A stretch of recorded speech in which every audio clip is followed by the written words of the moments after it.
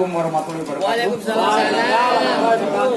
Yang saya hormati sedulur lanang saya, Pak Kiai Mansur, kemudian para pejabat atau para punggawa Banser, baik kemudian dari Banser Kota yang kebetulan beliau juga anggota DPRD kita. Ya. Insya Allah nanti Banser ini menjadi sesuatu yang sangat lengkap. Pertama-tama saya sungguh bersyukur hari ini kita semuanya dari sini itu termasuk orang-orang yang insya Allah diberi berkah khusus oleh Allah. Karena nyatanya kita diberi kesempatan untuk silaturahmi. Kita tahu semua namanya silaturahmi itu insya Allah nanti banyak hal positif yang diterima. Paling tidak berkah untuk saling berkomunikasi, berkah untuk saling ketemu, menambah bersaudara, menambah kawan. Berbicara tentang Banser, sebetulnya kita berdiri di sini sedang melanjutkan sebuah tradisi besar negeri ini. Ya. Tadi Kiai Budi Harjono mengatakan tentang cerita kepahlawanan atau epik yang sungguh menjadi cerita sangat luar biasa di negeri ini dan dijadikan hari pahlawan. Itu sungguh betul adanya. Ya. Asal diketahui untuk saudara-saudara kita sesepuh kita dulu ketika berjuang di Surabaya itu memang sempat tenggelam beritanya di sejarah. Yang lebih terkenal Bung Tomo yang menjadi tokoh, kemudian dia menyemangati di radio RRI saat itu. Sebetulnya jauh sebelum Bung Tomo, para kiai yang menjadi tokoh panutan sudah mengumpulkan massa begitu banyak, umat begitu banyak. Bung Tomo tinggal menambahi semangat. Ibaratnya sebuah kayu bakar, Bung Tomo tinggal menambahi bahan bakarnya saja, itu aja. Ya. Tapi yang paling penting, kayu bakar yang sudah kering, kayu bakar yang sudah siap menjadi api, membara di sana. Unsur yang berbesar di sana adalah para santri, terutama NU. Ya. Makanya kalau saya ketemu dengan rekan-rekan saudara-saudara NU merinding saya di sini. Ya. Dan saya merasa ketemu dengan turunan pahlawan-pahlawan, turunan orang berjiwa-jiwa besar semua. Dan sejarah NU, terutama orang-orang yang berjuang semacam itu, tidak akan pernah lepas dari sejarah kepolisian negara Republik Indonesia. Kemudian asal diketahui juga, salah satu santri yang kebetulan menjadi polisi namanya M. Yasin atau Muhammad Yasin, yang waktu itu berpangkat kapten atau sekarang AKP, itu menjadi tokoh penggerak di lapangan. Yang kebetulan beliau adalah seorang komandan polisi istimewa atau sekarang diistilahkan Brimob, waktu itu polisi istimewa. Dia yang memimpin langsung karena beliau itu seorang sebenarnya diplomat juga ya. Dia seorang NU, kemudian seorang santri yang berkembang menjadi seorang polisi yang punya kemampuan berbahasa Inggris, kemampuan berbahasa Belanda dan kemampuan berbahasa Jepang. Plus tambah satu otomatis yang menjadi kemampuan bahasa dia otomatis bahasa Arab, karena dia seorang santri yang kuat. Ya. Kebanggaan itu sempat dalam sejarah ini hampir hilang. Baru ketika pemerintah negeri ini dipimpin oleh Jokowi, beliau dikukuhkan menjadi pahlawan nasional. Jadi kalau Anda melihat pahlawan nasional tambah satu lagi yang namanya Muhammad Yasin, itu adalah tokoh atau yang mengawali atau pemimpin yang mendahului kalian untuk memperjuangkan negeri ini. Tepuk tangan untuk beliau. Ya. Semoga beliau saat ini, saya ulangi, semoga beliau saat ini yang sudah wafat dan beliau menjadi syuhada yang sungguh-sungguh menjadi teladan kita semua.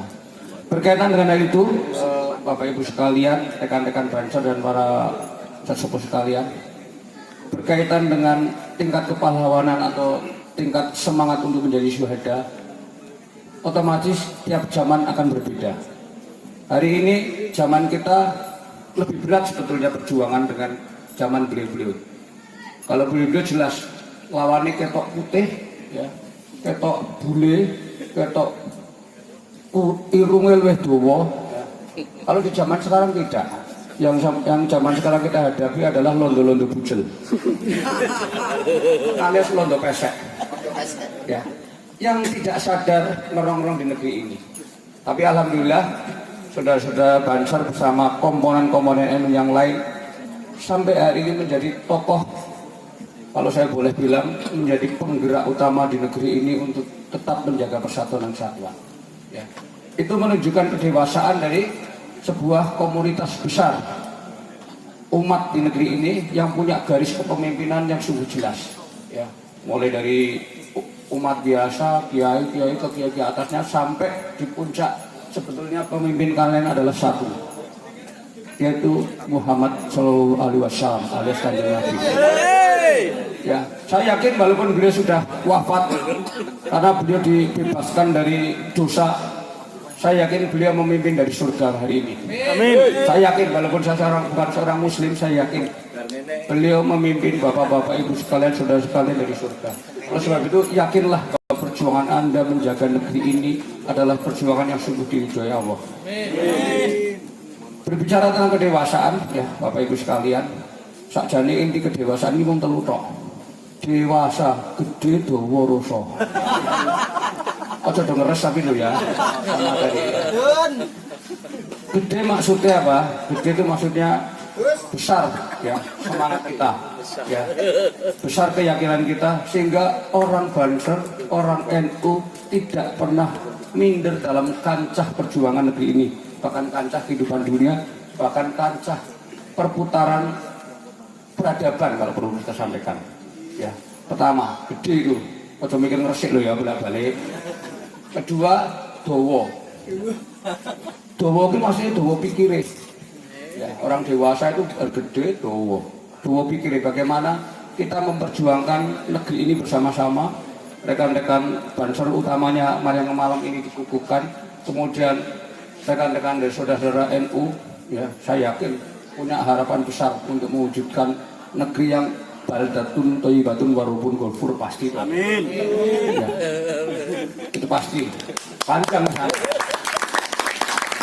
Di mana itu dituangkan dalam cita-cita negeri ini di pembukaan Undang-Undang Dasar 45, yaitu masyarakat yang adil, makmur, material, spiritual, yang sebetulnya kalau kita mau capek betul-betul jadi ora gampang, tapi itu menjadi sebuah haluan di masyarakat kita, haluan di seluruh komponen negeri ini untuk mencapai negeri yang baldatun thayyibatun warubun ghafur tadi.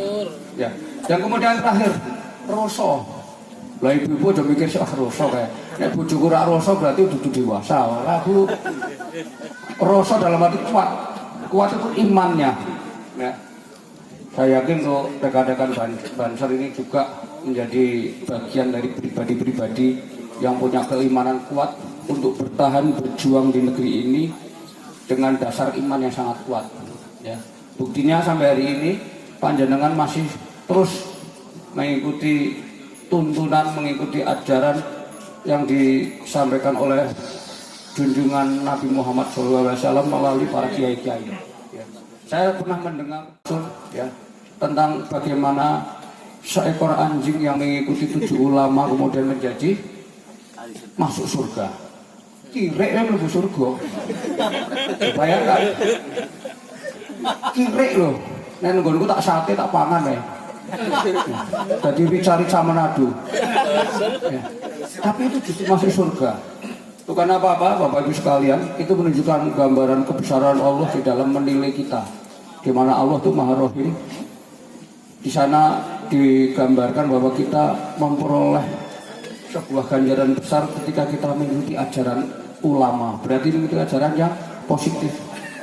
Oleh sebab itu, dalam kehidupan ini tentunya kita berkata, ayo saya mengikuti ajaran positif. Kalau saya berbicara positif ini, Pak Opon ajaran negatif begitu banyak. Oleh sebab itu dibutuhkan ngaji. Tahu nggak ngaji? Ngaji ini jenat ke sing siji. Ya, ada yang meneh seneng dapat komproh ya. Saya katakan ngaji negatif siji. Ada dua hal, yang satu positif negatif. Yang positif adalah ajaran-ajaran agama. Yang satu negatif. Yang nomor dua, makanya saya katakan yang nomor satu tadi jenatke yang nomor siji alias diutamakan ya nomor satu. Ya nomor dua tenggelamkan, rasa dijengatke lebih juga. Ya, mungkin ya apa yang saya omong ini tadi dirukone kita kayak piye ngajari dokemprok. Ya, insya Allah tidak. Ini hanya cara saya menyampaikan. Kalau kita berbicara dengan bahasa tulis, otomatis garis bawahnya kita masrep gitu ya. Tapi ini dengan bahasa lesan dan gampang dieling-eling. Oh iya Pak Yusuf Kemprok itu boleh ngajak kebaikan. Loh, ojo disalahke aku lho ya. Engko insya Allah nanti muga-muga nanti Anda selalu berpikir, oh iya dong ngaji ya. Jengati siji jengati pahalane diunggahke, masih jengati diunggahke. Ya, itu kira-kira gambaran nanti apa yang saya sampaikan tadi. Udah yang terakhir saya sungguh bersyukur. Berarti saya di sini tambahan kekuatan untuk menggawe tentrem warga di Ngalian, utamanya di Salam Kerep ini. Saya tambahkan juga ya, Salam Kerep ini negeri yang sangat dihormati, dikaruniai loh. Karena buktinya berapa minggu yang lalu saya sempat makan dari makanan yang sing wong liya ora mikir. Daun apa ya Bu kemarin yang dimasak rolade itu? Ketul lah. Setahu saya ketul sampari tok menjadi jadi makanan sungguh luar biasa. Masya Allah. Ya. Berarti kita ini sangat dikaruniai negeri yang luar biasa. Selama ini saya nggak tahu ketul bisa dibuat makan manusia. Begitu makan ternyata luar biasa, bukan sekedar enak, luar biasa. Seumur hidup saya belum pernah. Ya. Baru di sini makan ketul sih kalau tak sampari gitu. Ternyata itu anugerah yang saya belum tahu. Dan syukur saya semakin bersyukur ketika melihat di sini ada hal yang ternyata di orang lain disepelekan, ternyata membuat sesuatu yang menyadarkan saya akan anugerah yang luar biasa dari yang punya itu. Wajar kalau rekan-rekan NU selalu berjuang untuk memperjuangkan negeri ini tetap damai, tetap sejahtera, yang pada akhirnya nanti kita bersama-sama selalu berharap negeri ini menjadi negeri yang pada tuntu ibadah walaupun kokun. Itu yang saya sampaikan. Kemudian pesan-pesan yang lain tetap nanti kita berjalan bersama. Tolong kalau saya di sini kesasar, saya ini kapolsek paling beler ya. Nanti kalau saya salah beler ya, tolong saya dijewer. Karena saya ini menungso ya. Tolong saya dijewer Pak Kapolsek aja nakal gitu ya. Nek perlu tutup sirai. Tujuannya apa? Biar kita bersama-sama saling mengingatkan ya.